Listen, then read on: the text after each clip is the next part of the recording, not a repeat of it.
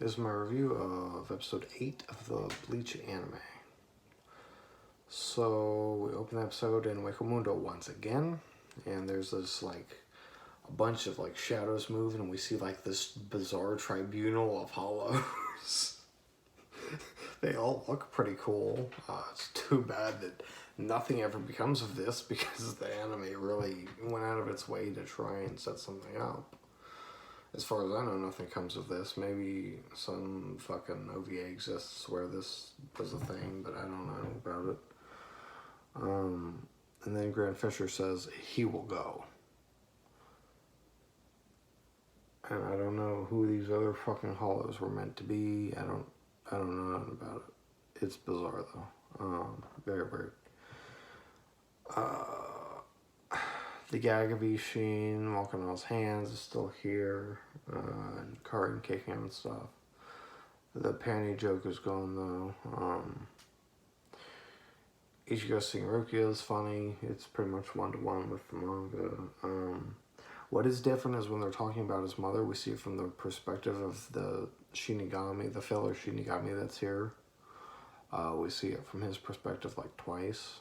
First in the middle, and then when Ichigo runs off, we see it from his perspective again. We see he's wearing a hat.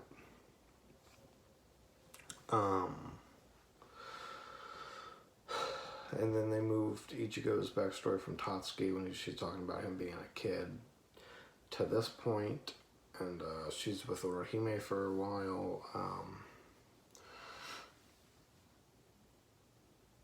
Rukia senses the Shinigami after arguing with Kon when he's telling her that she's too obsessed with hollows and stuff. She feels him and she goes looking for him. And he's asleep, but as she's walking toward him, he wakes up from being asleep. And then we cut to Ichigo and we see the rest of his backstory where he will go to save the girl in the river and his mom dies.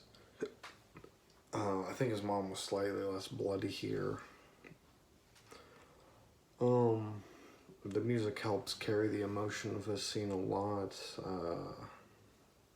We have the scene where Yuzu's crying and Karin tries to cheer her up, and then Ishin arrives and he tries to get them to play a game of tipping over grades or something. I don't think that was in the manga that way, but I thought it was a good addition. It shows him trying to be a parent a little more than what we usually see. Then they completely spoil the way future plot line that Rukia was adopted and the Princess of Rukonris and stuff like that is fucking really easily spoiled here. We get our first look at the fucking Shinigami Academy and stuff. The guy reveals his name was, and I'm not sure if I got this right,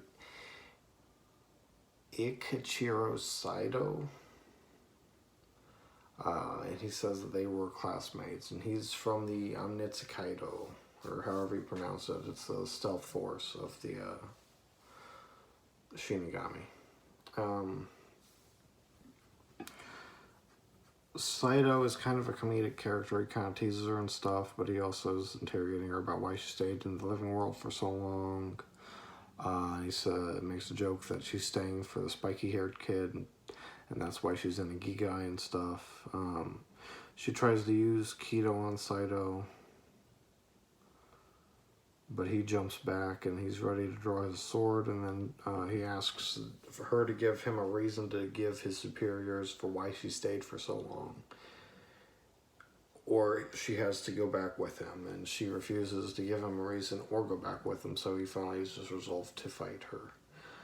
Ichigo arrives and he integrates Ichigo about who he is to Rukia, and he says that he's a surrogate Shinigami, and Saito laughs and doesn't believe that Ichigo could possibly be a Shinigami, so he comes out with his sword and starts attacking Ichigo, and Ichigo's dodging him. He pulls out Kon's pill, eats it, and now he's a Shinigami, and they start fighting.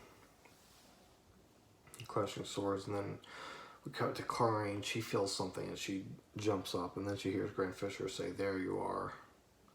It's a completely different story, completely different from what was going on before. Like I said, they have this whole thing where Grant Fisher is the main villain of fucking Ichigo's life for whatever reason going on. Ishin apparently left to go talk to a priest. So that's how they're getting him out of the story for this bit, why he's not around for Grand Fisher's attack. Grand Fisher reveals that he plans to use Karin and Yuzu as bait for Ichigo rather than that he was just looking for someone to eat.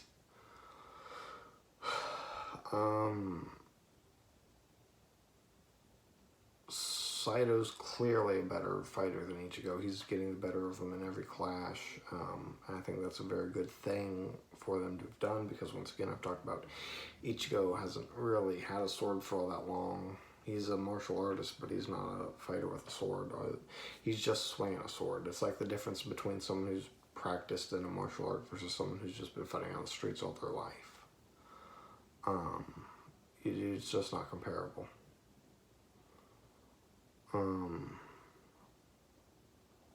And they're fighting, going back and forth, and I think for an anime filler fight, this early in the story, this is a pretty good fight. They have a lot of different clashes and stuff. I enjoy when there are just like multiple clashes that make it feel like a back and forth fight rather than just a couple big hits. A lot of modern stuff does just a couple big hits in a fight and then that's it. I prefer this over that. Like I said, Ichigo starts to be criticized by Saito for not knowing what he's doing. He's just swinging his sword around. He doesn't actually know how to fight properly. And then in the middle of them fighting, Rukia gets the notification on her pager that there's a hollow nearby and it's really powerful. They're looking at it. Saito comes up by Ichigo and Rukia to look at it as well. He agrees it looks powerful, I think. In this one, when Karin gets pinned down, Yuzu doesn't even get to touch Grand Fisher. As soon as she gets over to Karin, he just wraps her around the neck and starts choking her. And Saito starts following them.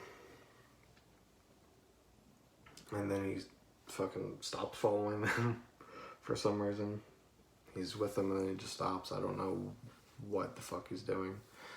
And then Yuzu's being lifted up and strangled, but there's a terrible decision made either by the voice actor or the director here where like the voice actor is just like screaming and moaning and shit, and it's like Yuzu's being fucking strangled. She wouldn't be, she'd be gasping for air. She's not gonna fucking be going like, no, man, it's just gonna be like she'd be fucking, wouldn't be able to breathe. And that was a terrible, terrible job there. Grand Fisher still plans to eat Yuzu, but he just wants to do it because she's being noisy, and I actually agree that she's being very noisy, and that's the issue. And then Ichigo saves her? No, actually, he might not have saved her yet. I don't remember.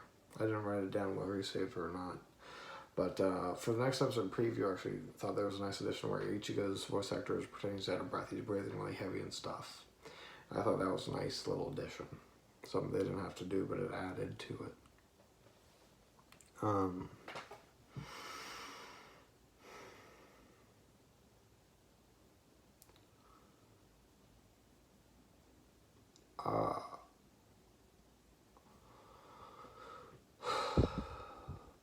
I don't think I have anything to really add to this to talk about.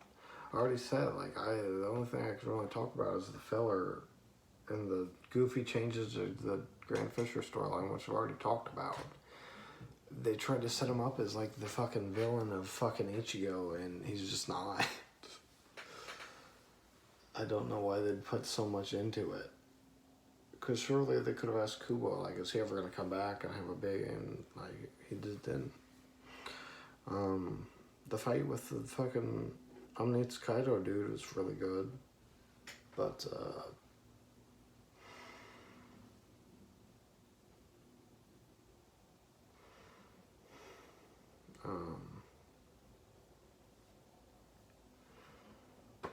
I don't have really anything to add beyond that. There's nothing I have to say other than what I said. I've given my criticisms and stuff.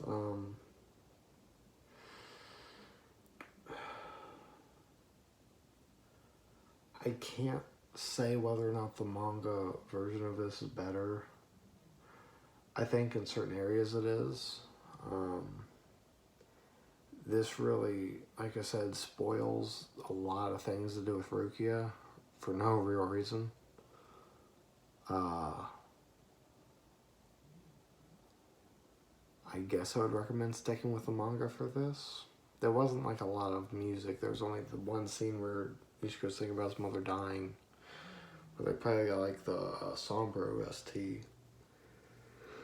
And beyond that, the only thing you have to look forward to is the opening. So I guess I would say the manga for this, but I kind of want to see the second episode to make a final verdict on that.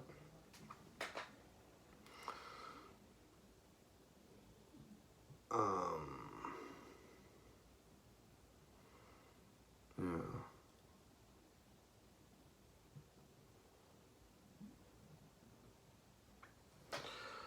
It was fine. Not perfect, it was just fine. I don't know why they made the changes they made.